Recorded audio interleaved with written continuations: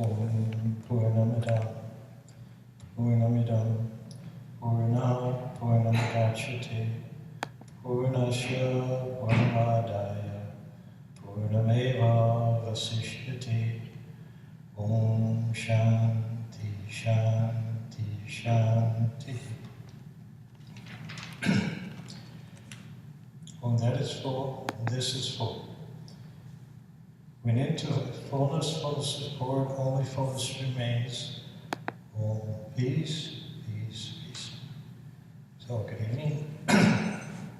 So the last couple of weeks, we were giving some background about the Upanishads, about the Vedas, and so forth. At the present time, there's over 200 Upanishads in print, and but many of them are much more recent. There have been Upanishads, there's Christian Upanishads, Muslim Upanishads. Some Upanishads have been written as late as the 1800s. However, there's 10 Upanishads that are considered to be especially authentic because they were commented on by Shankara. And you'll find the 8 short ones, you'll find there's a 2-volume book called 8 Upanishads, which gives you the basic short ones like the Isha Upanishad, Katha, Kina, Mandukya, Mundaka, and so forth. And then there's also, and these are considered the major Upanishads, because Shankara wrote commentaries on each of these Upanishads. Then there's 6 other Upanishads that he mentioned or quoted from in his writings, so they're also considered to be fairly authentic and original. Now the Isha Upanishad, which we're starting on now, is considered the very first of the Upanishads. Because it's, for one thing, it's the only one that was actually a part of the Samhita of the Shukla Yajurveda. We mentioned in last weekend the idea of the Samhita.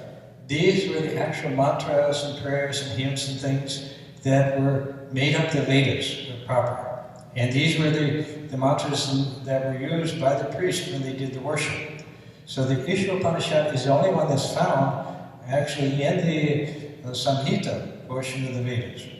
And it makes chapter 40 of the Shukla Yajurveda. And so in that sense, it's considered one of the most authentic, the most original of all the Upanishads. It's actually a very short Upanishad. It's only got 18 verses, but it's a very important one.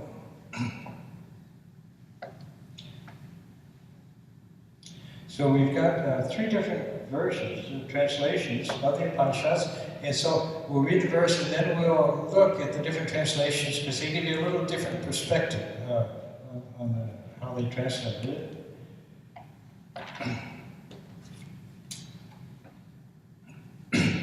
So, Om Ishamidam Ishavashamidam Sarvam Yat Kincha Jagatyam Jagat Tena Jaktena Bunjita Ma Gudha Kashisidhanam. So this is in Swami Varadananda's translation. He says, in this changing world, everything is subject to change. Yet everything is covered by the Lord. Practice renunciation and be strong in the consciousness of the self. Do not run after anyone's wealth. And then Swami Varadananda, in his translation, he says that whatever there is changeful in this ephemeral world, all that must be developed by the Lord. By this renunciation of the world, support yourself. Do not covet the wealth of anyone. And then finally, Swami Vivekananda's translation, which his version includes the commentary of Shankara, and I think he gives a little clearer idea of the message. It says, all this, whatever moves on the earth, should be covered by the Lord. Protect yourself through that detachment. Do not covet anybody's wealth.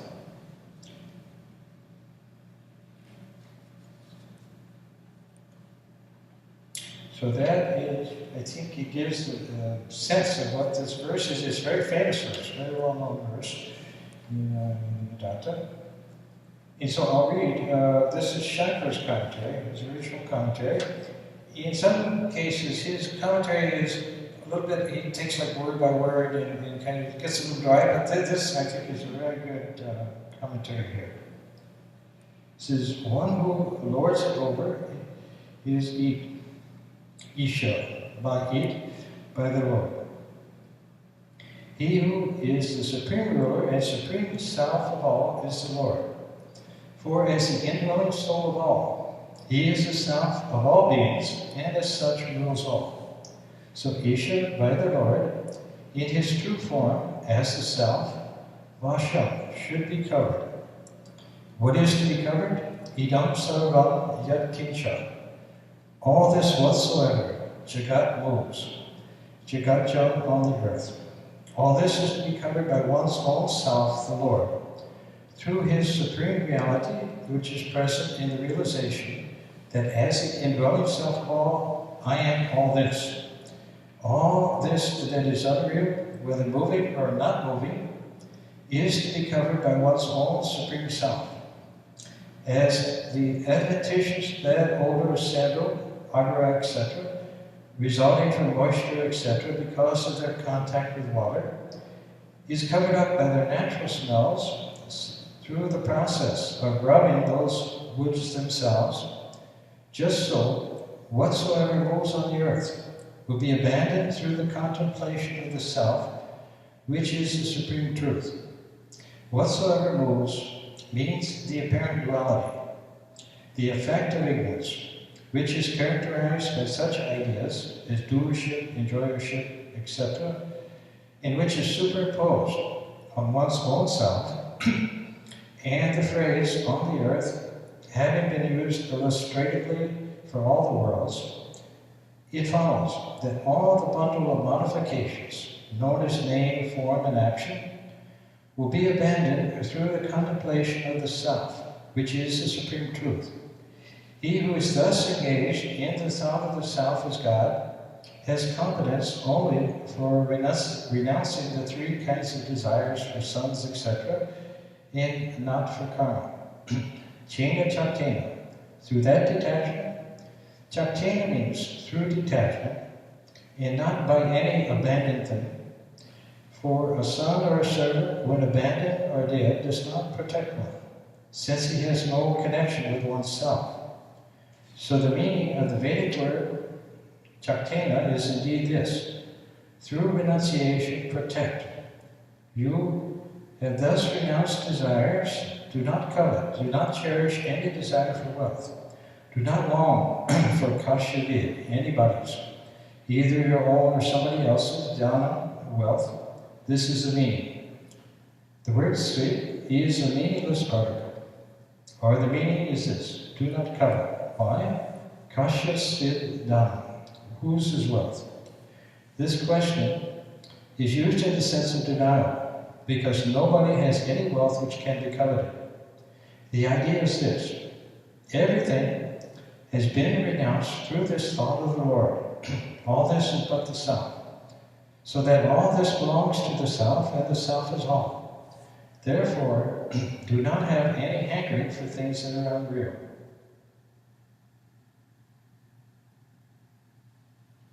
So this is the basic verse. It says, all this, whatsoever moves on the earth, should be covered by the Lord. Protect yourself through that detachment. Do not cover anybody's wealth.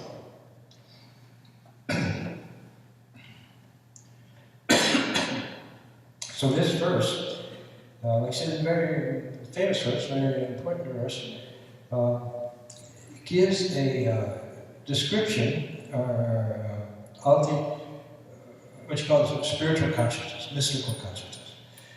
Normally we look at the world and we see the way it appears. And we look at people and we say, this person is beautiful, this person is ugly, this person is intelligent, this person is stupid. And like that, we look at the world and then we see, oh, this is something beautiful here, I want to have that.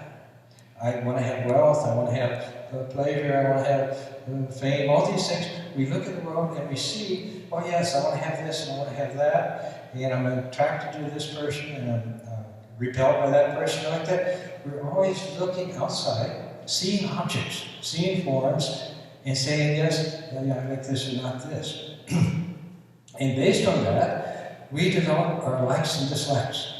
And so the whole world, we're kind of judging all the time. Saying this is good and I like it, this is bad and I don't like it, and reacting accordingly. And at the same time, we're on this kind of up and down, like a roller coaster. Sometimes we get what we want and we're happy. Sometimes we don't get what we want and then we're unhappy, we're frustrated, and like that, it goes on. And this is all the human life. Now there's another way of looking at things which comes out of the development of self-knowledge or spiritual consciousness. Where you begin to realize that behind the scene before you, underlying the scene before you, underlying the people, the things, and objects that you see that attract you, there's a presence there, a consciousness there. And a spiritual person, one who kind of goes spirit, he begins to operate not in terms of the different objects and different appearances and qualities and things, but in terms of his realization, his awareness of this underlying reality. And then when you begin to realize that everyone you see, everything you see, is just an expression or a manifestation of oneself, of one divine consciousness, then you gradually shift your consciousness from grabbing onto the appearances and the objects and things to residing in that consciousness, and then seeing everything is filled with that consciousness.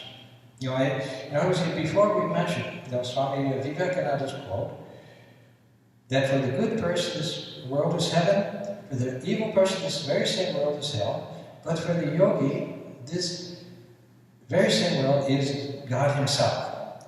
And this is what the verse is talking about, renunciation, not in the sense of rejecting or hating things or shoving things away, but as seeing things, realizing that what you desire, what you seek is the underlying presence, because that presence is unity. When we meet someone and we feel, oh yes, I love that person, what we've done is caught a glimpse of the underlying divinity. And when you do this, then you're no longer judging. This is my family. I love these two. Everybody else is outside. Or I like this person. I don't like this person. You're no longer judging. In that way, you're now realizing everything is the kind of the marvelous display of the Lord himself, the manifestation of God himself. Now, one of the basic truths that the ancient rishis, sages discovered, was that behind this universe of diversity, with all kinds of different people with different qualities and things, underlying it, there's unity, there's oneness. There's one self, one consciousness, and that consciousness is within me, but it's also within you and within everybody else. And it's this vision, this perspective on things, is what separates kind of the spiritual person from the ordinary person. Like I said, the ordinary person is just seeing the appearance and the objects and saying, I like this and I don't like that. The person who's developed some degree of spiritual consciousness, he's seeing the Lord everywhere. And as I said, this universe is full of diversity. It's full of all kinds of different people, all kinds of events go on, good and bad, and everything's always changing. Cover all this by the Lord. And then you get a whole different perspective. Instead of judging everything in terms of whether it's helping me or hurting me, you begin to be in tune with the underlying presence. And then the world loses its capacity to hurt you, to make you unhappy, to make you suffer, to disappoint you, because you're no longer depending upon the appearances or the forms and objects. You're now beginning to uncover and discover the divinity that's within you, and then have that kind of flow out of you. And then you see people not in terms so much of good and bad as just manifestations of God. You know, the mystics will say that when a person gets into kind of a higher consciousness, that even what appears to be ugly seems very beautiful because it's filled with the presence of God. And so everything takes on this magic, this glow. Everything becomes filled with that splendor. Everything becomes full of kind of wonder. And then,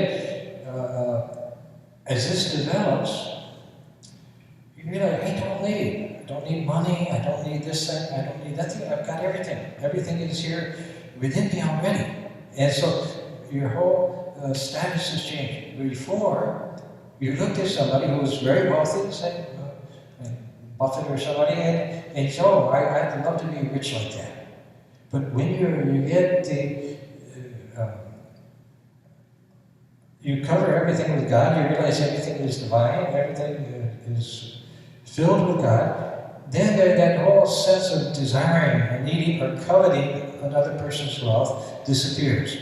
You don't need anything that anybody else has, because you have everything yourself.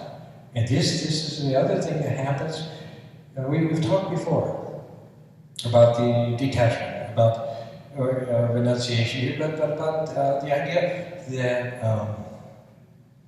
there's two aspects to this process. One is to learn to kind of let go of what's going on. We're always so caught up in whatever's happening, whatever people are doing, whatever's going on in the office, and so on. They're always caught up in that. And so part of it is just kind of stand back and just watch it.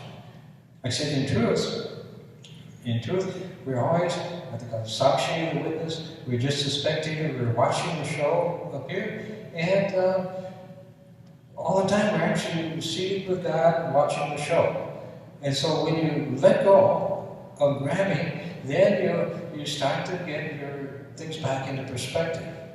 And the other thing that starts to happen when you start to let go of all your intense grasp on the outside world and things, is that you begin to become aware of what's inside you, of who you really are. And this is the crux of all the Vedanta teaching, is know thyself, know what you really are, know your true nature, and everything else then will come, because your true nature is actually Brahman, is actually God Himself expressing it to you. And so, rather than saying reject the world because it's bad, reject the world, reject people, things because they're bad, or because it's sinful, or anything like that, what they're saying is rather learn to see everything as God.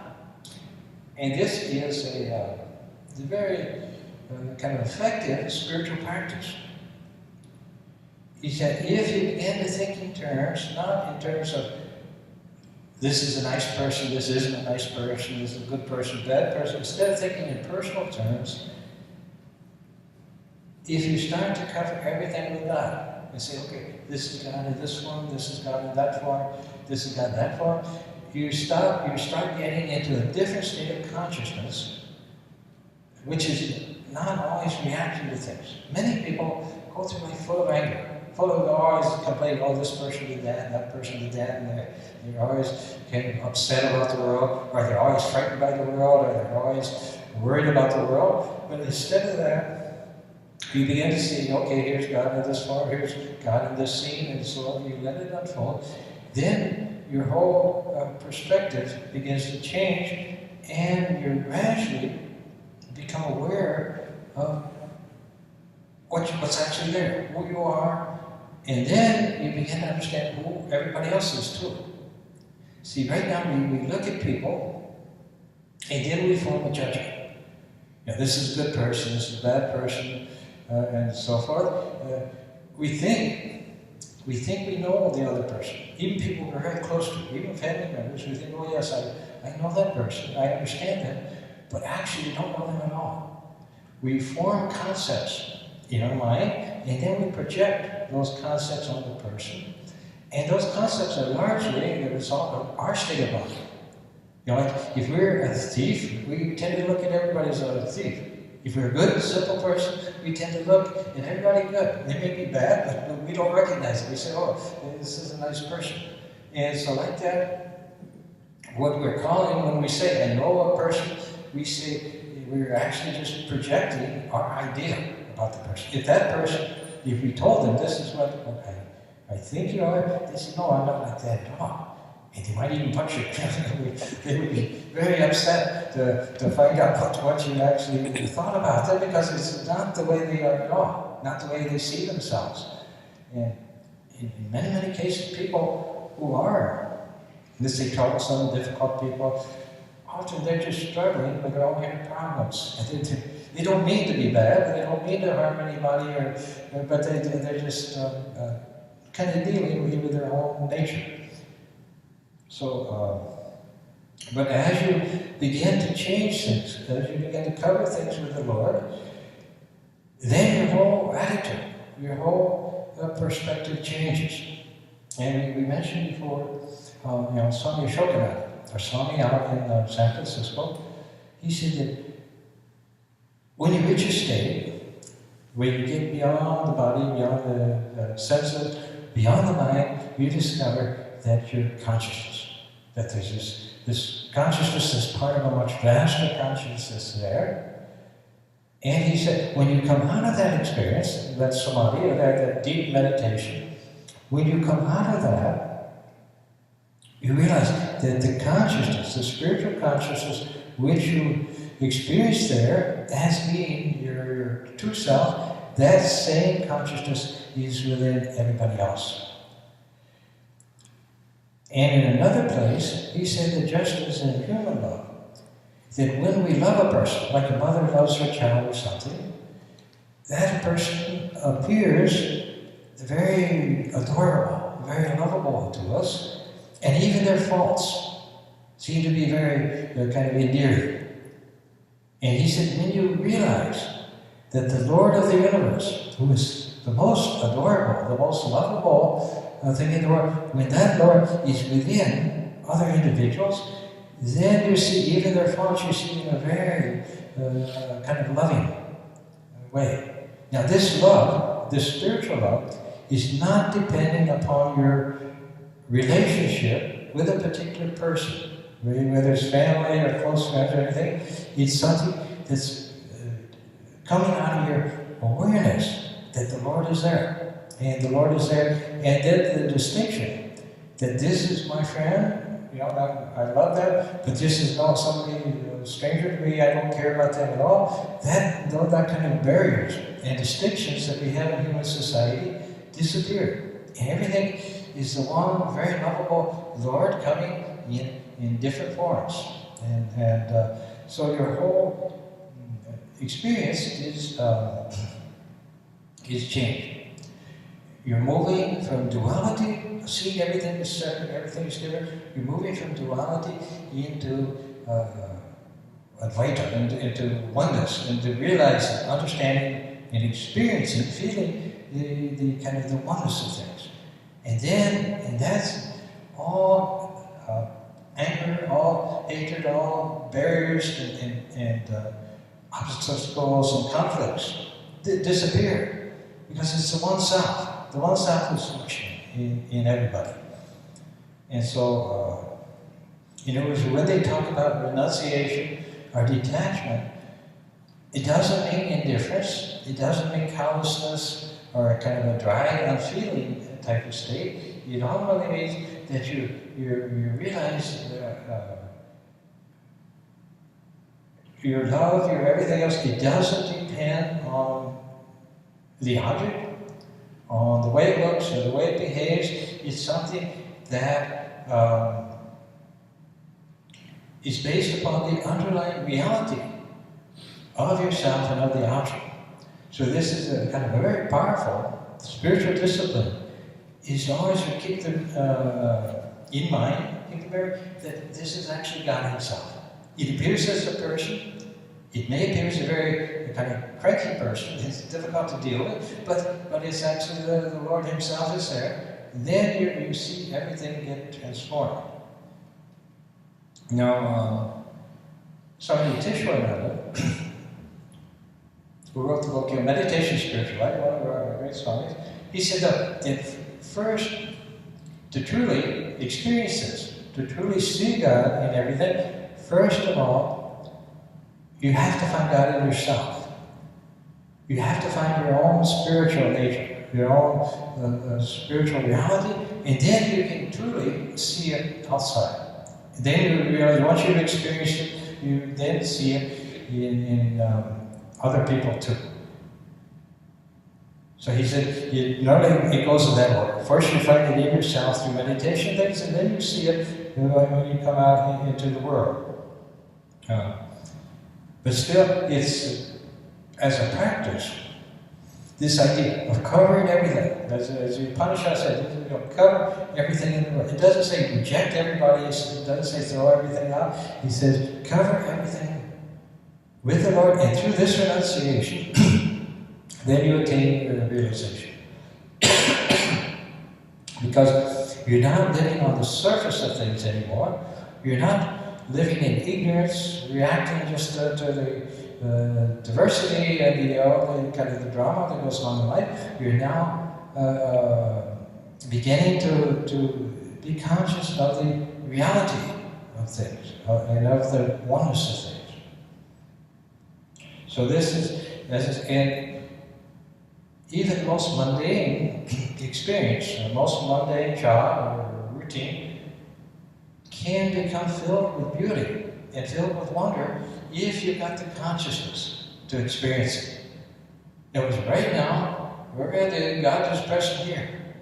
We're not aware of it, we don't see Him, but yet we know that this reality is here, and as you become aware of it, then every place you go is a temple of the Lord.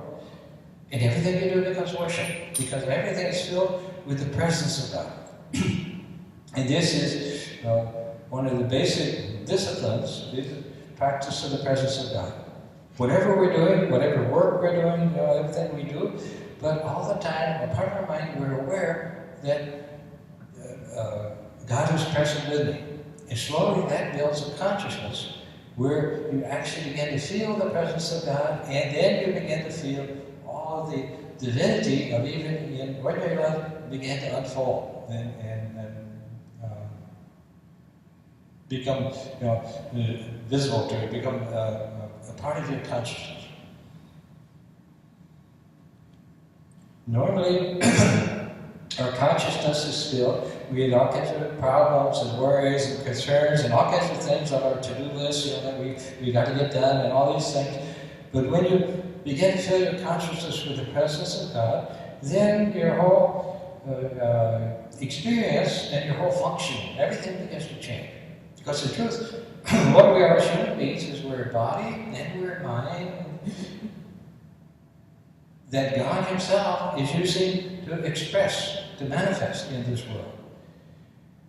Right now, we're separate from that. We've blocked out that presence of God, and we're living as separate individuals with our limited capacities, our amount of education, our amount of intelligence, our amount of talent, and so forth. We're kind of struggling through life with these things. But when we break down the barrier and allow that presence of God to start to come in, then we become transformed into what ultimately,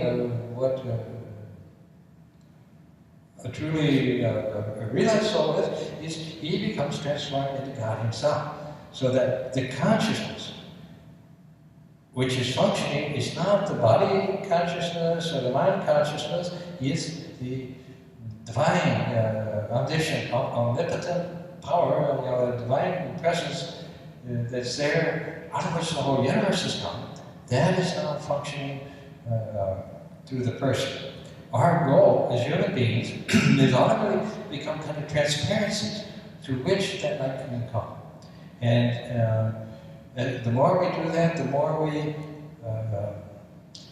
begin to try to feel, to allow that consciousness to enter into our experience, then the more, the better instrument we become. And the more we live in the reality of things, which is all wonderful, all filled with glory, all filled with splendor, we start to live in that consciousness. Like Swami Varadananda, so we can create for ourselves our own personal hell, and many, many people do. But we can create also the most beautiful kind of experience. But it all comes, from inside, from some. As we develop our consciousness, the quality of our life becomes completely transformed. And then you find that you don't need anything from anybody else or anything from society or anywhere else. You have everything yourself. And you're aware of what goes on. You're still aware of the outside world, but that ego is kind of out of the way. And there's just consciousness witnessing it, and you're aware of that consciousness at all times. It doesn't mean that, at times in meditation you may not be aware of the world at all, but other times you're aware of the world is there, but you don't see it as the reality anymore. It's just kind of like a thin veil, but you realize that behind that reality, within it, is the divine presence. And so this is the first verse of the Isha Upanishad, and it gives a very powerful kind of thought and understanding about spiritual consciousness. It says all this, whatever moves on the earth should be covered by the Lord. Protect yourself through that detachment. Do not covet anybody's wealth. So you cover everything by the Lord and protect yourself through that detachment. Because as you do that, you're beginning to live in your true self. And this is a major theme of all the Upanishads, is we're trying to move from self with a small s, a personal human self, to self with a capital S, which is the self of all, the self of all the universe. And as long as we're thinking and reacting to the world in personal terms, as long as we're trying to grab the things that look good and reject the things that don't look good, and as long as we're struggling from a personal standpoint, we're not aware of what our true self is. As soon as we become even the slightest bit aware, even the smallest amount aware of our real self, then all of this kind of struggling and upset and anguish and things, all this stops away. It's, and instead we find we enter back into our natural state. See, every single person is a wonderful spiritual being. Every single person is a child of God, is a wonderful saint, but we don't know it. We're not aware of it. And that's where kind of all our problems come. And some people, sometimes we're struggling, trying to be better people, but as long as we're trying to be a people, as long as we're trying to be a person, we're still not there. We may be a good person, become a very nice person, but we're still just a human being. But when you begin to approach your true self, then you find that all of God's glory, all of His wisdom, His love, His power, everything is there within you. And then you realize that there's no need at all for anything else, because you're one with all that exists. It's like you could be asleep, having a dream, and while you're asleep and while you're dreaming, that dream is your world. And you think, oh, this is all there is. And it may be a terrible nightmare. But then, in the dream, perhaps you're trying to get out of the nightmare. There's a tiger chasing you, you keep trying to escape, and the tiger keeps chasing you, and no matter what you do, you can't escape from the tiger. But then you wake up, and then you know everything's fine. That was just an imagination, that was just a dream. And actually, there's nothing to be frightened of, there's no tiger, everything is fine, everything is, in good shape. The classic example they use in in Vedanta, which you've heard many times, is the rope of the snake. A person steps on the rope, and in India, particularly ancient times, even nowadays, they would go down to bathe in the river, like early in the morning, around dawn. And so a person in the dark, he steps on the rope and he thinks it's a snake. And right away, he gets terrified. Oh, the snake is going to bite me. And in India, even today, that's a problem. A lot of people in India, when I went to Vedanta, they had a Canadian doctor there. And I was talking with him, and he said a lot of the farmers and things out in the villages, they get bit by cobras still. And he said, we've got serums, we've got the vaccines and things, but we have to get to them within 45 minutes, otherwise it's too late. And by the time they bring the person in by ox cart or something, it's often too late to do anything. So a person steps on a snake, right away he's terrified that the snake is going to bite me. And then he gets all upset, all full of fear and anxious. Then he realizes it's a rope. And now he says, and this is chakra, exactly, imagine the sense of relief that person gets when he realizes, that all of his worries, all of his fears, all of his anxieties, it was just a misperception. And so now everything is fine, and he's fully relieved and filled with joy. Now this is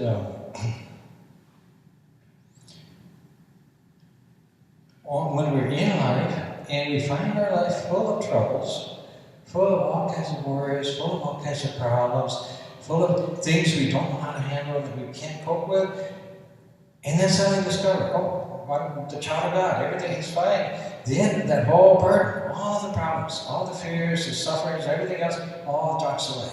And then everything is perfect. In the previous class, I think we were talking with some counselors, different spiritual people who attained some enlightenment. Invariably, they said that one of the first things, when they got their kind of enlightenment, the first thing they all said was that everything's okay. I'm fine. Everything's fine.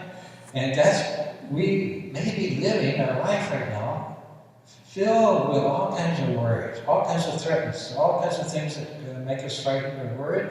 But as soon as we get a sense of the reality of who we are, then everything, it's all fine. No harm done. It's like when you realize you're watching a movie, then no matter what happens in the movie, it's just entertainment. It's just going on, but it doesn't threaten you. It can't harm you. It can't. And this is one of the great things about Vedanta philosophy, is that because God is the reality of your being, because it is what you really are, you can never lose it. Sometimes people talk about hell. If you make a mistake, you commit something, I tried it, you get stuck in hell, and you're just lost. But according to Vedanta, in Hinduism, they believe in heavens and hells, but these are temporary states. Depending on karma, a person may go to higher realms or lower realms, but then he comes back to earth. But it never has any effect on who we are, on what our real nature is. It never has any effect on our relationship with God.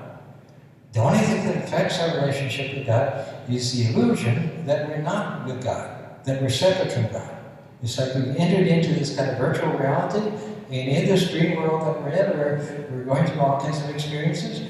Then we go to another dream world. Maybe it's a heaven, or maybe it's a hell, or something. And then we'll find some other place. And like that, it's called samsara. Souls going through all kinds of different experiences. But all the time, the presence of God in His totality is there within us, if we can only become aware of it. It's like when you're asleep, when you're dreaming, you're not at all aware of what's going on around you, because you're in your dream world. So like that, you wake up and then the dream's gone, and now you say, this is the real world, where there's a state of awakening from the waking state, and you wake up and you realize, I'm spirit, I'm immortal spirit, I'm eternal spirit, I can't be anything else. This is the reality, this is the real world. And then you see what a difference it makes.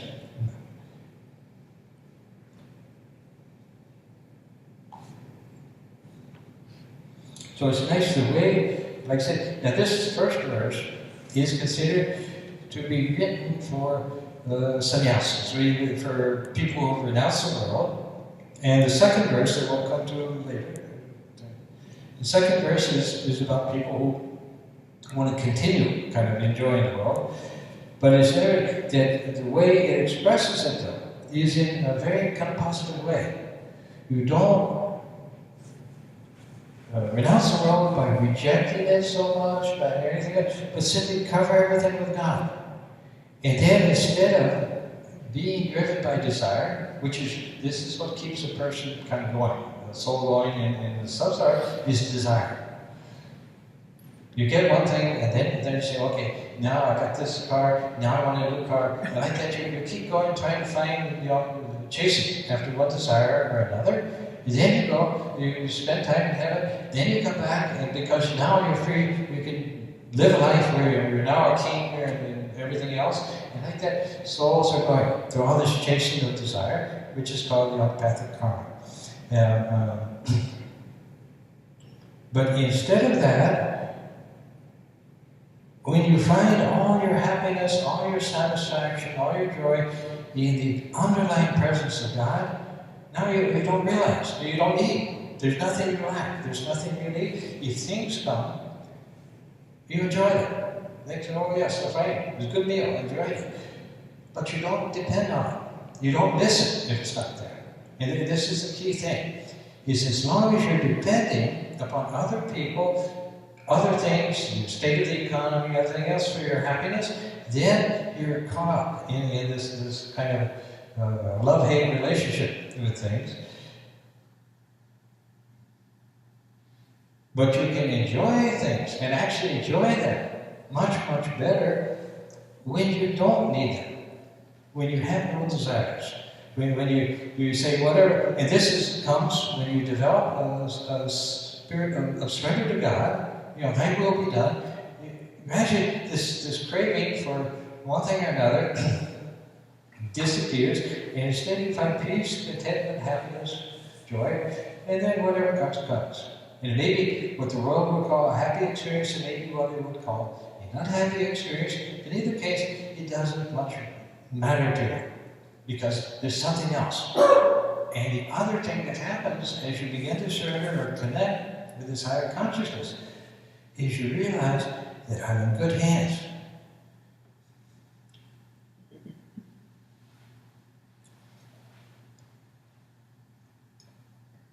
You realize that there's something there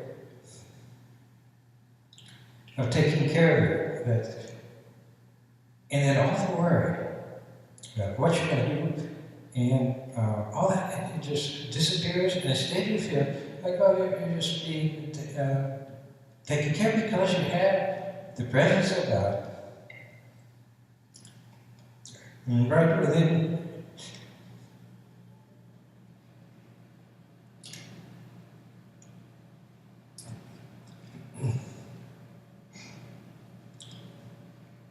Right within your own consciousness. So all stress, worry, everything like that, it just disappears. And so as long as we're depending on kind of the external things, then I say we're caught up in this pairs of opposites. Sometimes good experiences, sometimes unhappy, all this kind of things going on, and all the time we're struggling. Trying to grab hold of things, trying to make things happen the way we want them to happen, and getting frustrated and so forth. But when we begin to live instead as just the witness of things, just watching things unfold, then you see another thing that happens is that you'll find that when you calm down, when you don't let go of stress, when you stop trying to force things to happen, but just be so calm and receptive that intuitively you'll just be able to handle situations. You'll find the right word to say at the right time, the right thing to do at the right time, without stress or strain or all kinds of emotional things. And so, like that, life comes in just an unfoldment of God's glory that more and more begins to open up, and you then find it there. But if you're depending and always focused on the surface of things, on the form, on the appearance, on the person, and then you're in the kind of the human personal mode, and you're not aware of the reality that's there. And so you go. Some your life may be successful, maybe unsuccessful, but it's not kind of based on the spiritual.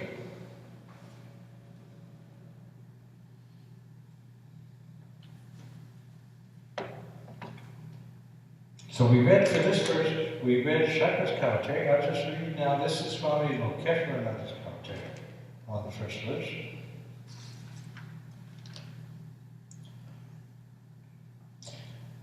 So the world and everything in it is constantly changing, but that which sustains it is never changing. It is always the same, and that is the Lord. On Him, everything rests. It is like a movie projected on a screen. The movie changes, but the screen is constant. Similarly, the phenomenal world is projected on the Lord. It is a mere superimposition, like seeing a snake superimposed on a rope on a dark night. The snake has no independent existence. It exists because of the rope, and it ceases to exist as soon as the light is brought. The snake then dissolves into the rope. In the same way, when you know Brahman, the world merges into it, and you realize that you and Brahman are one and the same. To attain this knowledge is the goal of life. The world then cannot taint you.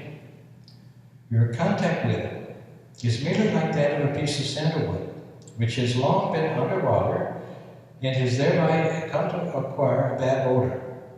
For a while, the fragrance of the sandalwood is suppressed, and the bad odor prevails. But if the sandalwood is rubbed a little, the bad odor disappears, and the natural fragrance of the sandalwood becomes predominant. Similarly, your attachment to the world is temporary. It cannot be permanent. Think of yourself as Brahman, as pure consciousness. Think intensely and constantly in this way. The attachment you now have to the world will then go. But how can you attain the knowledge of Brahman? You can attain it by the practice of renunciation. You have to keep reminding yourself that the world, with all its alertness, is not real. That is, it is not real in the sense that it is transitory. Only Brahman is real, because it is imperishable. You must renounce this world and concentrate on Brahman. Gold may be alluring, but it is transitory. You should never run after things that are ephemeral. Never covet someone else's wealth, and never become attached to your own wealth. To one who knows that this world is transitory, wealth is not wealth, and any form of sense pleasure is repugnant. You must be concerned only with Brahman. Become steeped in Brahman. Brahman alone is real, and you are that Brahman. Nurture this consciousness and become oblivious to everything else. So when you mistake the snake from the rope, the rope for a snake, the snake is an illusion, but the rope is real. And this is, what somebody mentioned to Ramana Maharshi, one of the great jnanis of the present time. They quoted the verse from famous verse that I will give you the truth in half a verse. Brahman is real and the world unreal. And then Ramana Maharshi, who spent 24 hours a day in meditation, always absorbed in meditation, a great jnani, and then he said, the world is unreal, but the world as God is real.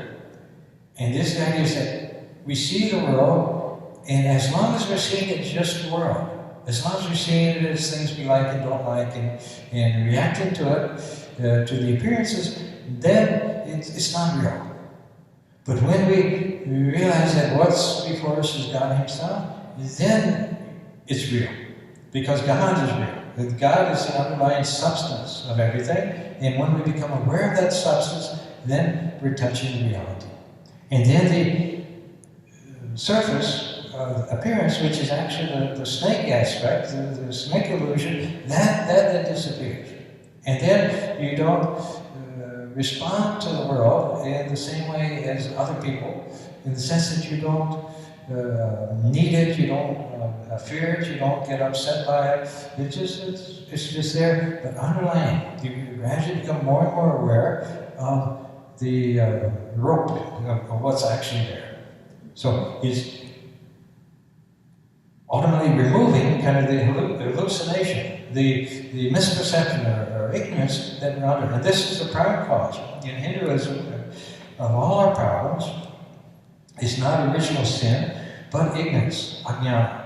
Simply everything is there, everything is always there, everything is ours by our own very nature, but we're not aware of it. And it's like the person I mentioned before, how the comedian W.C. Fields, he used to travel. This was back in the 20s or 30s, so he used to travel on vaudeville and stuff, and he was very kind of paranoid about one day being kind of left without money.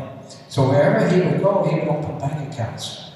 But then later on, he couldn't remember what banks he put his money in. And so we're like that. We have all of the infinite power and glory and everything else of God with us, but we don't remember where it is. And so this is our problem, is ajnana, ignorance. We don't have to get anything. We don't have to really do or acquire anything. We just have to kind of remove the ignorance that covers us, and then you become aware of what the truth is, of what reality is. So this is the first verse, and it's a very famous verse, very important verse, and very kind of powerful verse, in that it gives a perspective of what spiritual truth is, or what the goal of spiritual life is. And it says this verse, it talks about renunciation, but it does it not in so much in negative terms, but rather, if you begin to think in terms of God, of covering everything with God, then gradually the superficial aspect of the world, or the illusion of the world, it begins to lose its hold on you, and you begin to abide more and more in the underlying divinity. So, any questions on any of this?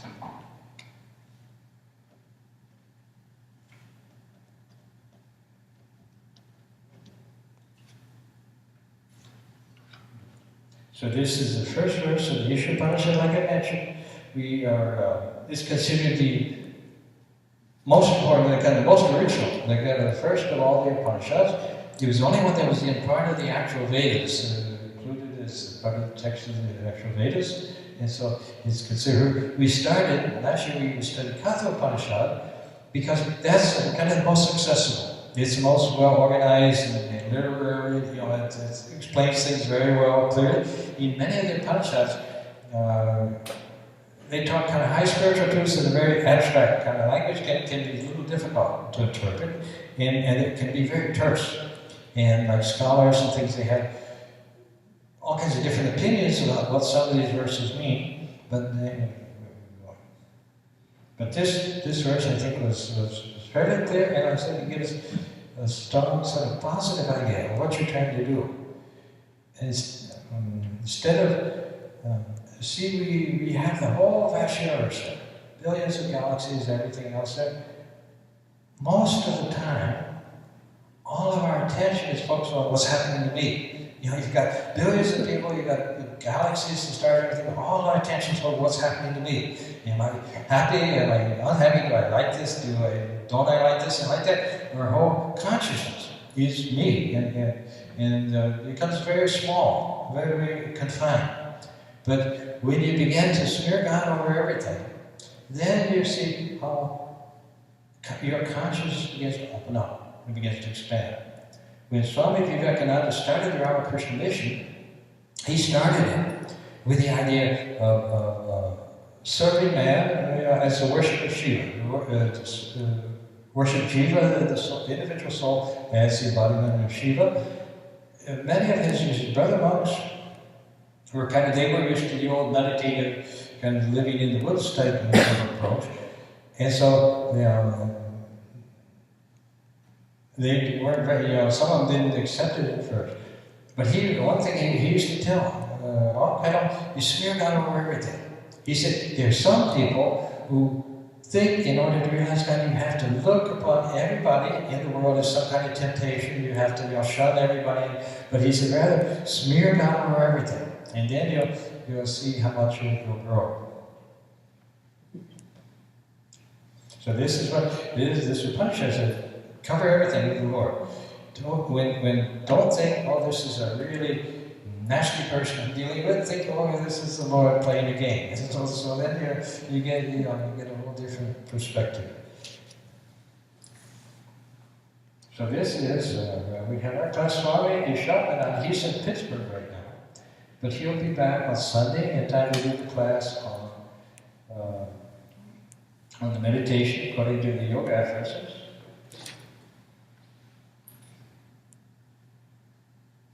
And then later on in the 29th, he's going to give a discourse at the University of Illinois in Champaign, Urbana. And he's got a couple, we've all got trips coming up pretty soon.